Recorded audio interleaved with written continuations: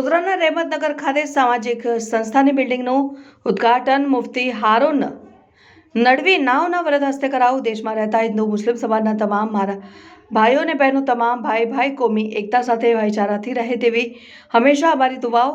મુસ્લિમ ધર્મગુરુ મુફ્તી હારૂન નડવી ગોધરાના રહેમતનગર ખાતે પ્રોફેસર અને ધર્મગુરુ મુફ્તી હારૂન નડવી દ્વારા એક સામાજિક સંસ્થાની બિલ્ડિંગનું ઉદ્ઘાટન પ્રસંગે હાજરી આપી હતી, જેમાં તેઓએ મહિલાઓને પ્રોત્સાહિત કરવા માટે સીવણ ક્લાસ, મહેંદી ક્લાસ જેવા હુનર શીખી પગભર થવા જણાવ્યું અને ખાસ કરીને ભારપૂર્વક જણાવ્યું કે જે લોકો મોબાઈલનો ખોટો ઉપયોગ કરે છે તેને બંધ કરવા અને તેઓ દ્વારા શિક્ષણ ઉપર ભાર મૂક્યો હતો। તેઓએ જણાવ્યું કે કુરાન શરીફમાં સૌથી પહેલા ઇકરા આયત ઉતારવામાં આવી હતી।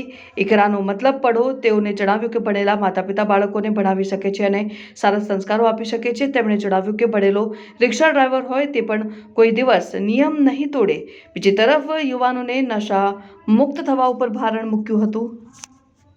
आज गोधरा में रहमत नगर एजुकेशन एंड चैरिटेबल ट्रस्ट की जानिब से बहुत ही शानदार प्रोग्राम आज यहाँ पर सजाया गया था। हजारों की तादाद में मर्द, औरतें, बच्चे, बुजुर्ग सब जमा थे और इस प्रोग्राम में असल जो मैंने संदेश दिया, जो मेरी कौम को, मेरे समाज को, मेरे मुस्लिम भाई बहनों को जो पैगाम दिया वो यही पैगाम था कि कुरान की सबसे पहली आयत रोजे का हुक्म नहीं है, ज़कात का हुक्म नहीं है, हज का हुक्म नहीं है। कुरान की सबसे पहली आयत है इक़रा, जिसके माने होता है पढ़। यानी अल्लाह ने अपने बंदों को रोजा, नमाज, हज, ज़कात, सदका, खैरात इसका हुक्म पहले नहीं दिया। अल्लाह ने सबसे पहले हुक्म दिया पढ़। तो इसलिए आज मैंने तालीम की अहमियत, एजुकेशन की अहमियत, शिक्षण की अहमियत मेरी कौम के सामने रखा और मैंने साफ तौर से कहा कि मेरी कौम को अच्छे डॉक्टर की, अच्छे इंजीनियर की, अच्छे वकील की, अच्छे लॉयर की, इंस्पेक्टर की, कलेक्टर की, डॉक्टर की, हर चीज़ की ज़रूरत है। बेहतरीन हमारे पास दुनिया का भी इल्म चाहिए और बेहतरीन हमारे पास दीन का इल्म भी चाहिए।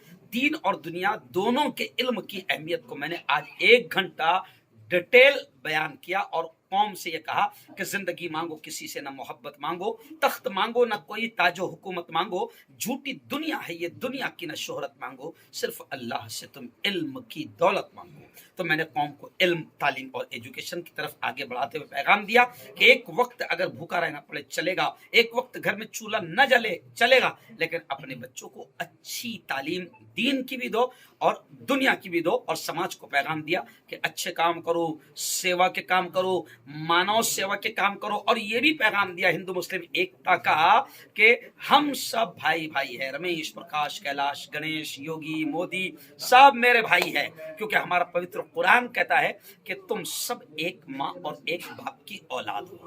तो हम सब भाई भाई है। इस देश को बचाने का मैंने पैगाम दिया। 26 जनवरी के को सामने रखते हुए मैंने कहा कि इस वक्त देश को फिर आपकी मेरी जरूरत है। इस देश को नफरतों से आज़ादी दिलाई जाए, इस देश को दुश्मनियों से, दंगे फसाद, धमाल, झगड़े से आज़ादी दिलाई जाए और इस देश को जुल्म, अत्याचार, नाइंसाफ़ी और रेप से आज़ादी दिलाई जाए, क्योंकि ये मुल्क अभी तबाही की तरफ बढ़ रहा है। और हिंदू मुस्लिम हम सबका ये काम है कि हम इस देश को भी हर तरह के जुल्म, अत्याचार, नाइंसाफ़ी, गुनाह, नशा, हर तरह से हम इस देश को और देश के युवाओं को बचाएं। युवाओं को मैंने पैगाम दिया कि ज़िंदगी बड़ी कीमती है। किसी भी किस्म के नशे से, किसी भी किस्म के नशे से पाक रहो, अपने आप को दूर रखो। चाहे वो पुड़ी का नशा हो, बीड़ी का नशा हो, सिगरेट का नशा हो या किसी भी किस्म का नशा हो। नशा नशा है और इस्लाम में नशा हराम है। नशा जिंदगी को तबाह कर देता है।